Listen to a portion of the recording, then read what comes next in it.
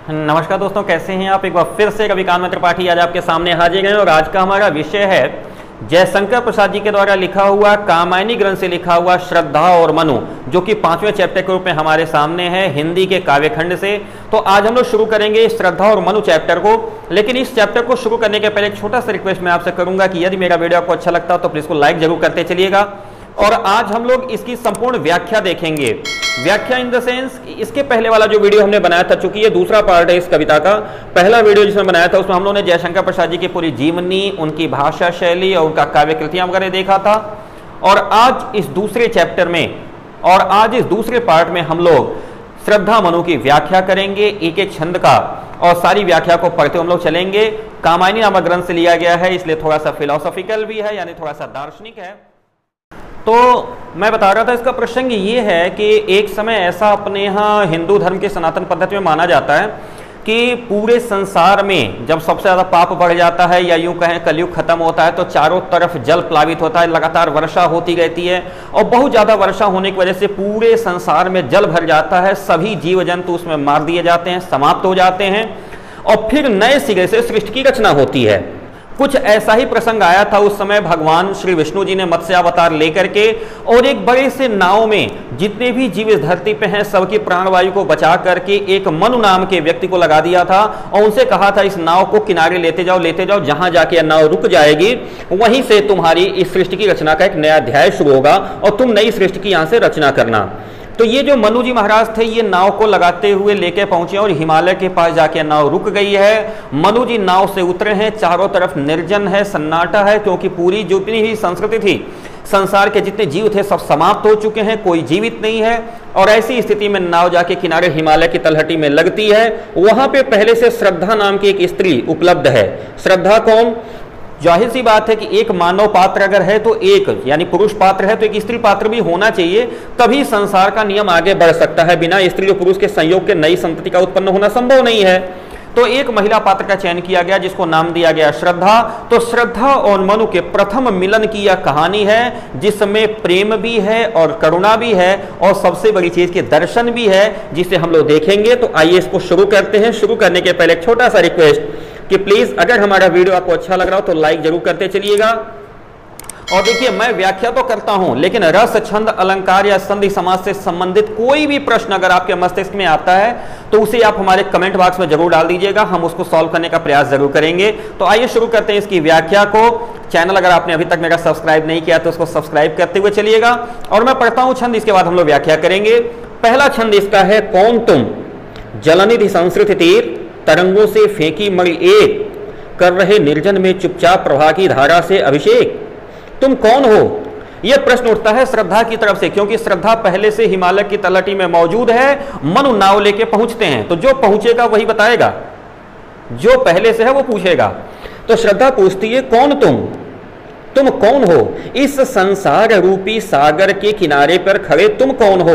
जलनिधि संस्कृति, जलनिधि का मतलब हो गया सागर, संस्कृति का मतलब हो गया संसार। इस संसार रूपी सागर के किनारे पे आके खड़े हो, तुम कौन हो?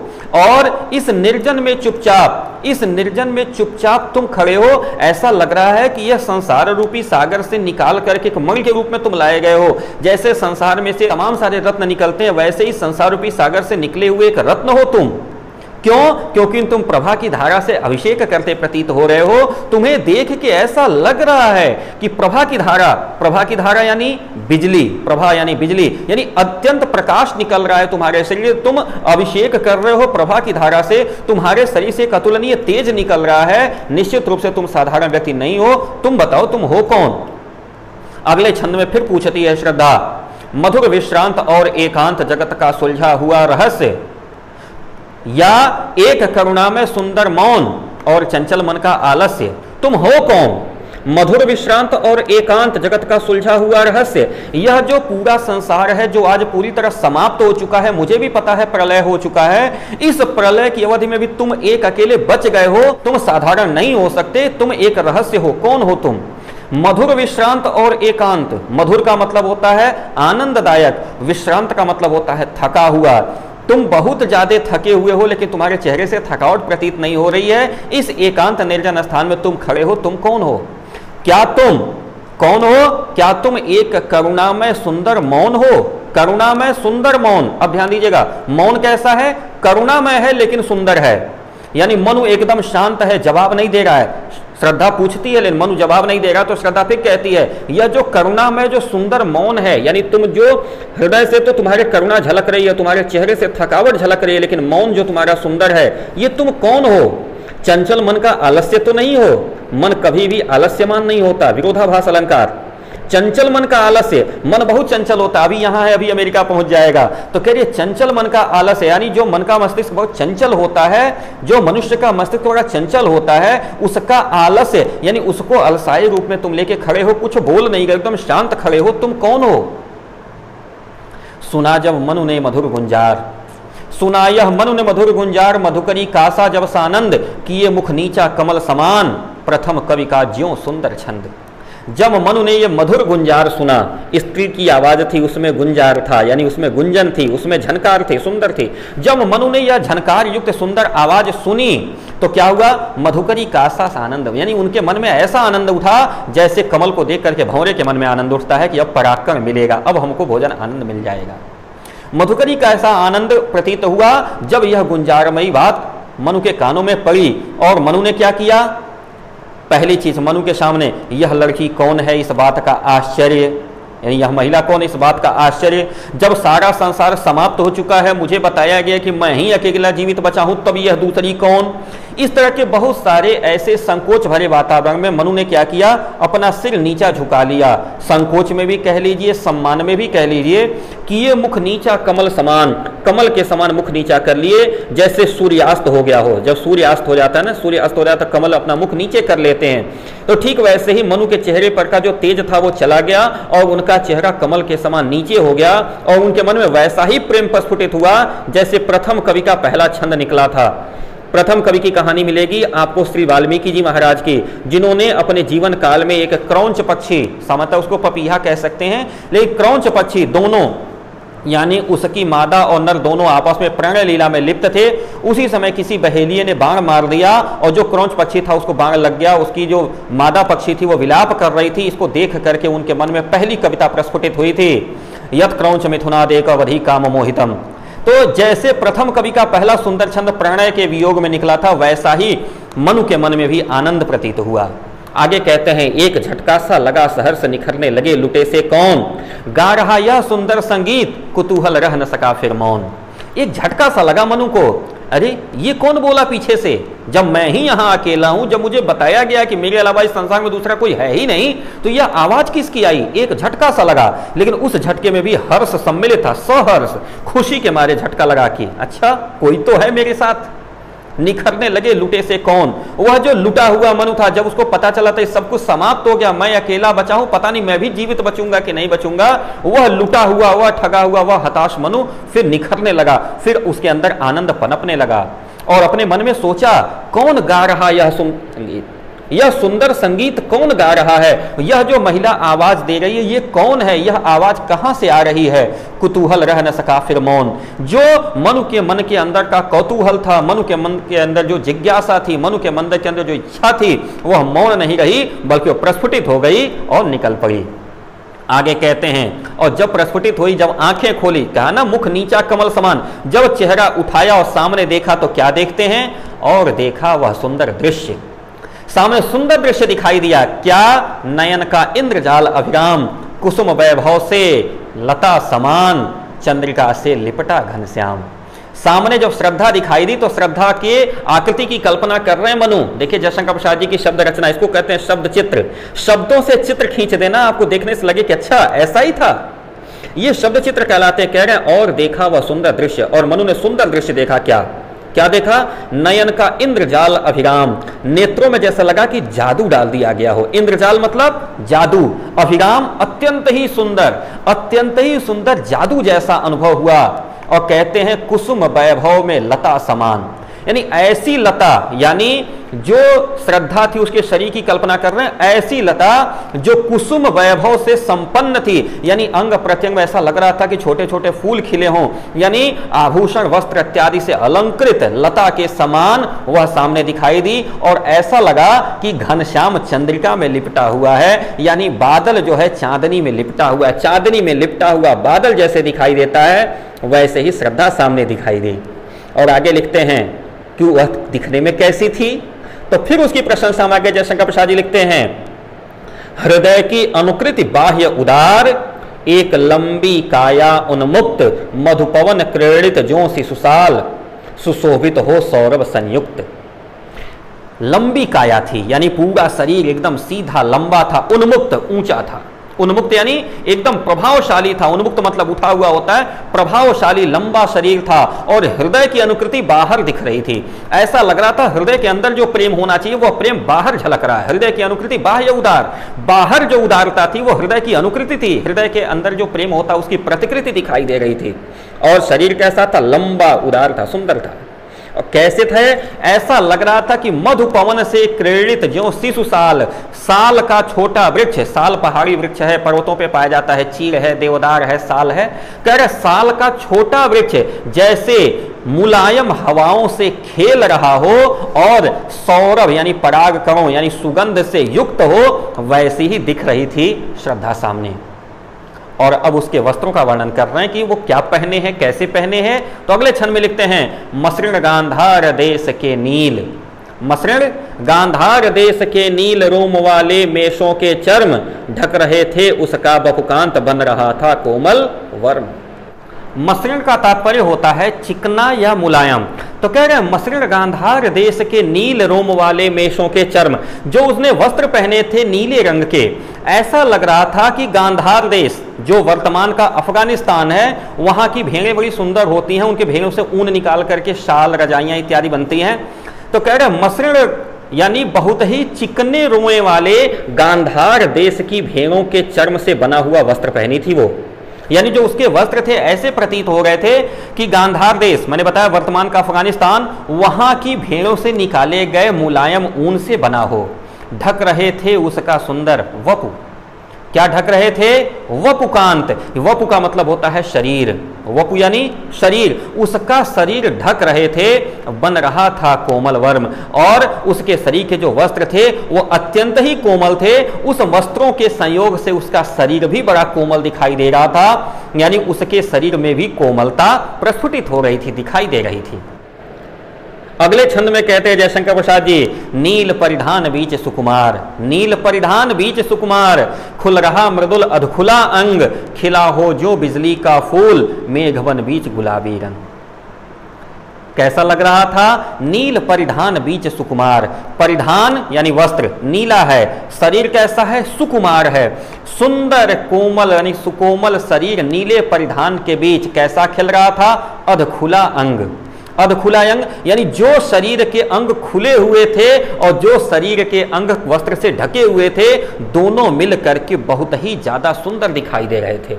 खिल रहा मृदुल अधखुला अंग, यह भी अपने आप में बहुत ही सुंदर अलंकार है। तो जो अधखुले अंग थे यानी जो शरीर का अंग वस्त्रों से ढका है वो तो ढका है, जो नहीं ढका है वह भी मिल करके वस्त्रों के साथ अत्यंत ही सुंदर दिखाई दे रहा था। और ऐसा दिखाई दे रहा था कि जैसे मेघों के बीच में गुलाबी रंग का बिजली का फूल खिल गया हो।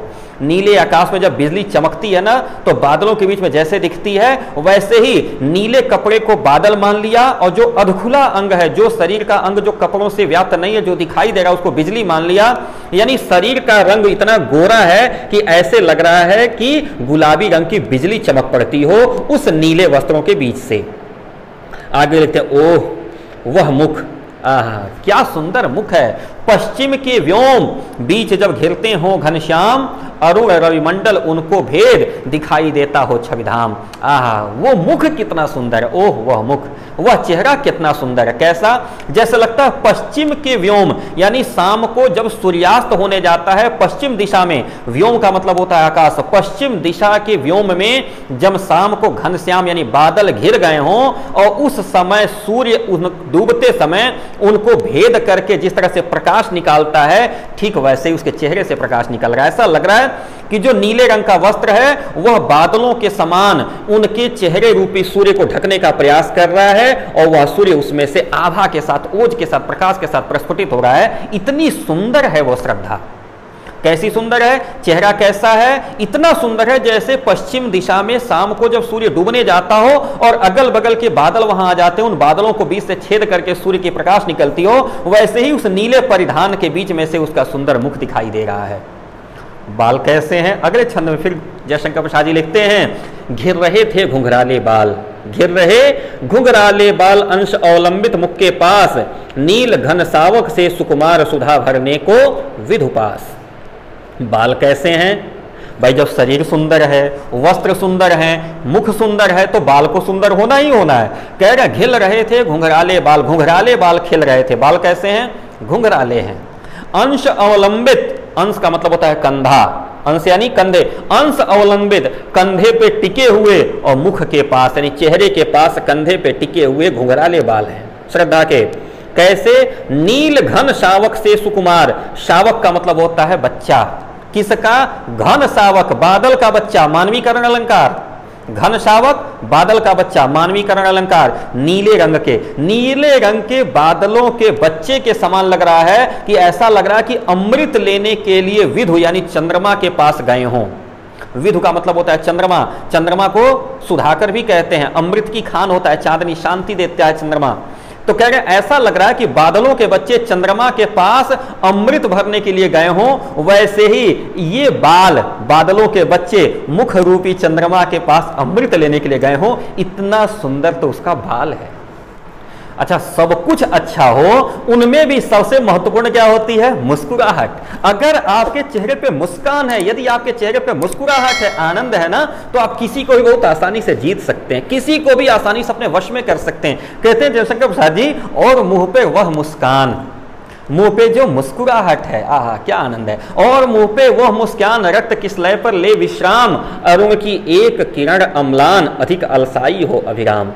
चेहरे पे जो आनंद है, चेहरे पे जो मुस्कुराहट है, कैसी है? रक्त किसलय पर ले विश्राम, ऐसा लग रहा है कि रक्त किसलय पर विश्राम ले रही हो। किसलय यानी आम का पत्ता। कौन सा पत्ता? जो नई कोपल आम की निकली हो, एकदम रेड कलर की होती है और मिठास लिए हुए होती है। कह रहा है ऐसा लग रहा है कि चेहरे की जो मुस्कुराहट है ना, वो आम की एकदम नई निकलने वाली कोपलों के समान हो। और इतना ही नहीं, ऐसा लग रहा है कि जैसे सूर्योदय की जो पहली किरण होती है, जो अम्लान, जिसमें मलानता नहीं होती, जिसमें गंदगी नहीं होती, एकदम साफ सुथरी जो सूर्य की पहली किरण होती है ना, वो बहुत ज्यादा आलस से भरे होती है। आदमी सोचता है कि अब उठना चाहिए कि नहीं उठना चाहिए, फिर उसके हिसाब से अपना वातावरण बनाता है। तो जैसे सूर्य की पहली किरण ओज और आभा के साथ होती है, वैसे ही उसके चेहरे की मुस्कुराहट है, जैसे लग रहा है कि सूर्य की पहली किरण जो आलस्य और उन्माद दोनों दे रही हो।